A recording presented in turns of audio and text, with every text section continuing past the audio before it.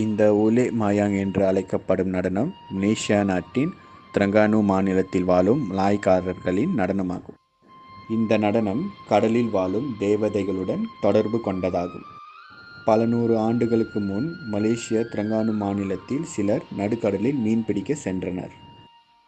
அப்பொழுது அந்த மீனவர்களின் படகு புயலில் மாட்டி அவர்கள் அனைவரும் கடலில் விழுந்தனர். இனி யாரும் அவர்களை காப்பாற்ற முடியாது என்று எண்ணி தங்கள் விதியை கடவுளிடம் விட்டுவிட்டனர். கண் முழித்து பார்த்தால் மீன் பிடிக்க சென்றவர்கள் அனைவரும் கரையில் இருந்தனர். அனைவரும் கரையில் உயிரோடு இருப்பதை எண்ணி மகிழ்ச்சி அடைந்தனர். ஆனால் ஒரு மீனவன் மட்டும் உயிரிருந்தும் எதுவும் பேசாமல் இருந்தான். இதனை கண்ட மற்ற மீனவர்கள் மலாய் மொழியில் போமோ என்று அழைக்கப்படும் மந்திரவாதியை அழைத்து அந்த மீனவனை காப்பாற்ற சொன்னார்கள். அந்த மந்திரவாதி